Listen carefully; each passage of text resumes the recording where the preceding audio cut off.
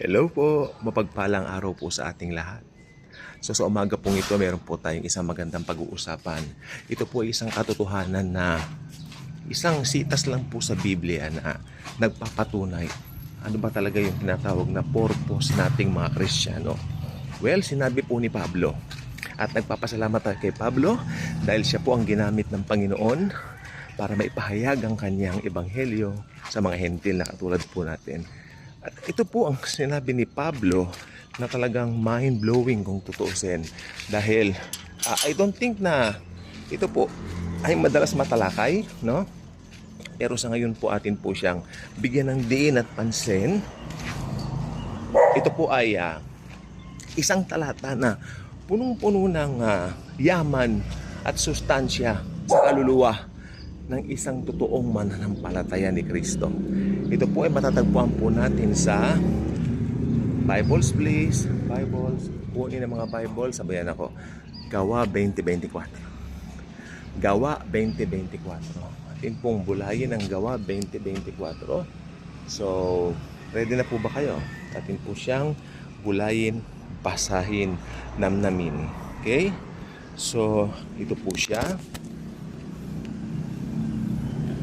Datapwat hindi ko minamahal ang aking buhay na waring sa akin ay mahalaga.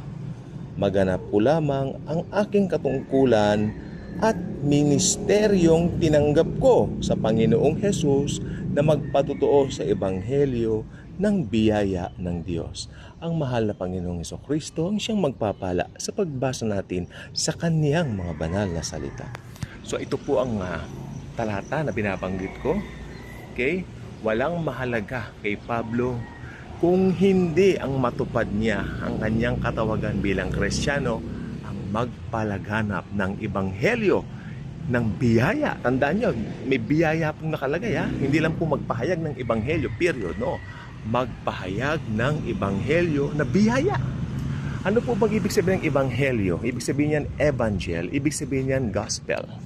Ibig sabihin po niyan mabuting balita or good news in English. Evangel means happy news, good news, hindi bad news. Kaya ang ebanghelyo po, kaya sinawag siyang evangel or ebanghelyo dahil ito po ay nagbabalita ng isang tinatawag na solusyon. Solusyon dahil ang tao po, alam natin, nawalay tayo sa Diyos sa loob ng mahabang panahon. At dahil po dito, sa ebanghelyong ito, lalaya po ang tao sa kanyang pagkapiit sa kapangyarihan ng kasalanan. Pinanganak po ang taong makasalanan.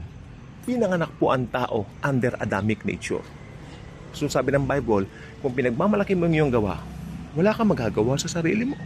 Sapagkat maliwanag po sa Biblia, yung hindi kayang gawin ng batas ni Moises, ginawa ng Diyos. Ang Diyos na mataas, ang Diyos ay nagkatawang tao. At sa pamamagitan nga po yun ni Hesukristo. Okay? May laman, may buto, parang tayo. Nakakasalamuhan nila noong araw, hindi pinapansin sa kalye, naglalakad sa kalye, hindi pinapansin. Okay? Hanggang isang araw, kanyang diniklara, I am the way, the truth, and the life. No one cometh to the Father but by me. At ang mga tao na may mataas na katungkulan sa kanilang lugar during that time ay nagalit. Okay? Dahil sino ba naman itong taong ito nag-claim ng mga bagay na ganyan? Hanggang ipinapatay po nila siya sa krus ng Kalbaryo. Not knowingly na, yung ginawa nilang yon ay nag-open ng biyaya sa sangkatauhan. Dahil kung sino man ang maniniwala at mananalig sa kanya, sabi nga ng banal na kasulatan, ay magkakaroon ng buhay na walang hanggan. Ikaw, kung isa kang Kristiyano, sabi mo isa kang Kristiyano. Okay, ano ba? Nagagawa mo ba yung evangelization? Evangelization means proclaiming the good news. Tandaan nyo, ibig sabihin ng evangel, good news. Evangelization means tawag dito, it includes the action of proclaiming it to the world. The action of telling the world how good God is by sending Jesus to the world to die for our sins. Nagagawa mo ba yan?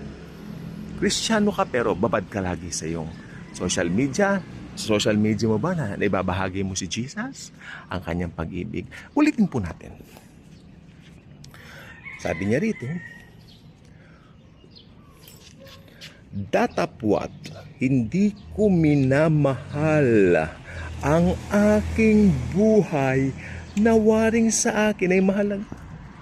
Ang bigat-bigat na mga pananalita ni Apostol Pablo dini sa mga talatang ini. Okay? Dito binabanggit niya, ang buhay ko ay hindi mahalaga. Makamtan ko lamang ang ipinagagawa sa akin ng mahal na Panginoong Hesukristo, ang magpahayag ng kanyang biyaya sa mga tao. Okay, that's it. So, good news. Good news. Hindi bad news ang ibibigay mo sa tao. Hindi mo tatakutin ang tao. Okay, pero bibigay mo yung good news. Ganito ang style dyan. Una, sabihin mo lahat ng tao ay papunta ng impyerno. Pero may solusyon. May solusyon. Ang sino mang mananalig sa anak ng Diyos na si Jesucristo, magkakaroon ng buhay na walang hanggan. Ibig sabihin, paniniwalaan mo na siya ay namatay sa krus, nabuhay na magmuli, makyat sa langit at muling babalik. So, yun po, pag pinaniwalaan mo, that's the gospel. That's the good news. Good news means lahat ng tao papunta ng impyerno, pero nasolusyonan. Amen. Nasolusyonan. Dahil plano talaga ng Diyos, no, na iligtas ang bawat tao. Hindi siya papayag na may mapahamak maski isa. So, pinagkakalat mo ba ang ebanghelyo ni Christ sa ibang mga tao? It's very important if you're a believer. Lalo na sabi mo, believer ka, ikaw ay nag-aangking Kristyano, nag-aangking kang mananampalataya ni Kristo. So, naipapahayag mo ba siya sa mga tao? It's very important for us to share the gospel of Jesus sa ibang mga tao. Okay, dahil yan po ang buong katotohanan upang ang mga tao ay maligtas at magkaroon ng buhay na walang hanggan. Okay? Hindi niya na pinapahalaga ng kanyang buhay, makamtan lamang niya ang pinakamahalaga sa lahat. Ito ay ang ipahayag ang ebanghelyo ng mahal na Panginoong Hesukristo sa mga tao. So nakaka-bless talaga si Apostol Pablo na siya po ay nagpapahayag nito sa mga tao.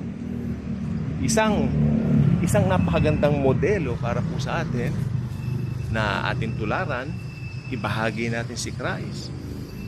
Sabi nung iba, ay nahihiya akong magbahagi kasi mga professional sila, kasi mga doktor sila, kasi mga abogado sila. Ano ngayon? Maski ano pang professional ngayon, kahit pinakamayaman pa sa buong mundo yan, kung wala sila kay Kristo, walang kakwenta-kwenta ang kanilang buhay at wala silang buhay sa kanilang sarili. At ikaw, kahit na ano ang buhay mo, kahit mahirap ka lang kung nasa iyo si Kristo, hindi ka mananatiling mahirap, pagpapalain ka niya. Okay? At ikaw ay gagamitin niya para ipahayag ang kanyang mabuting balita. Mabuting balita ng kaligtasan. Yan ang ebanghelyo, yan ang good news.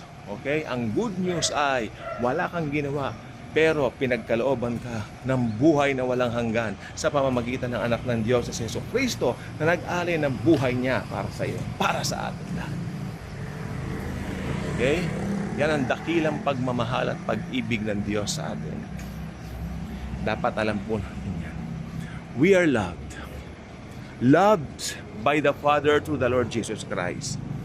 Jesus Christ loves us very much. Siya po sa atin ay nagbigay ng buhay na walang hanggan.